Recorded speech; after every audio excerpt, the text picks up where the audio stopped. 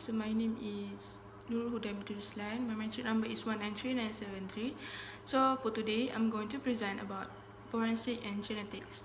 So if you guys know that genetics is one of the method which is widely used in forensic studies. So what is forensic? So based on my reading from Siegel 2017, so forensic is the method that is used in solving the matters that related in criminal and civil law. So what is forensic genetics? So from William et al., it is the applications of genetics knowledge to solve the problems and proceedings. So both of it is related, which is the genetics, one of the method which is used in forensics. Okay, so what is method that is used in forensic that related to genetic? So first is DNA test, and the second one is short tandem repeats, which is known as microsatellites, and database. So these two methods is what we call these two methods is widely used nowadays. Okay, so DNA tests include of DNA fingerprinting, semen test, and blood test. So these three is not only three of it, but there are many, but this is what I read. So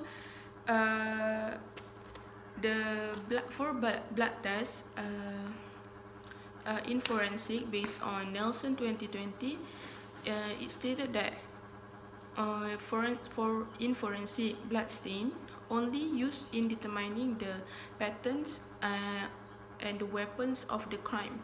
So basically, blood test, it is not precise to determine the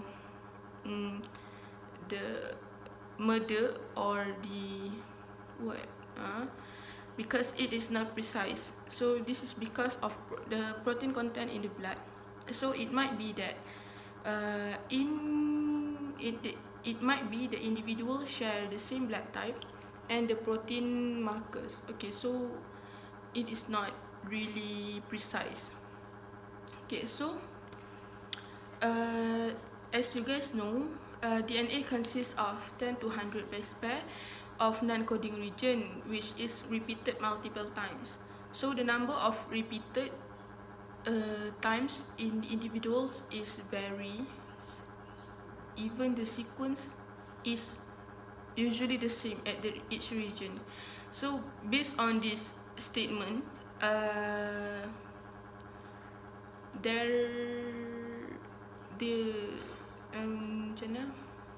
based on this statement, it kenalkan DNA fingerprinting. So based on this statement, diorang kenalkan DNA fingerprinting. Okay, so DNA fingerprinting ni it is used only 1 to 2 years, and after that Carey Mullis introduced the PCR.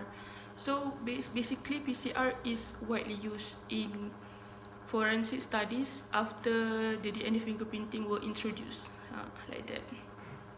So the second method is the STRs and database.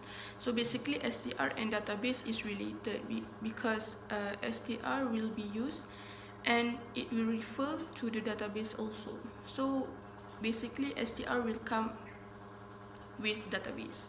Okay, so as you guys know, STR, which is short tandem repeat, is it is genetically similar with mini satellites, but it is shorter.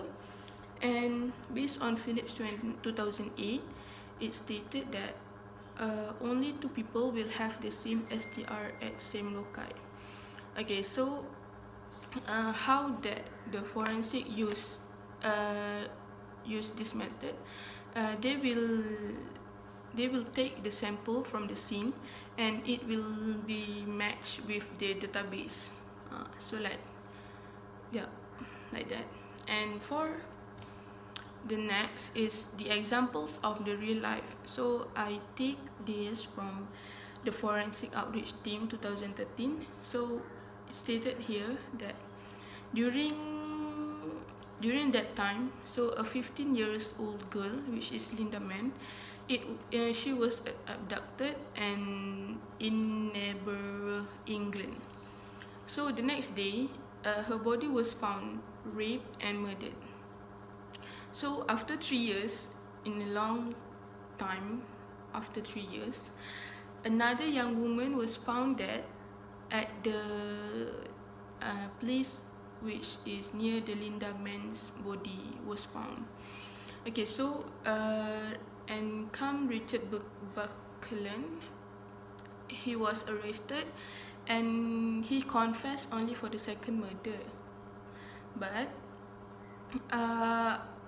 after the test of genetic fingerprinting through DNA analysis, there was no match found between either the two murders of this. It means that Richard Buckland doesn't have match within the two murder, within the first murder and the second murder. So Buckland was found innocent. Okay, and he claimed that he was pressured by the police. Okay, so after that, the police test 5,500 men in the local area, and they test 5,500 men in that area. But one of the men, which is Colin Pitchfork, persuaded his friend to test in his place, and then the police were overheard and reported him, and then his genetic profile matched the semen samples from both girls. So it claimed that Colin Pitchfork is the murderer of these two cases. So and this is the first test in 1987 which is used in DNA. So that's all for me. So thank you.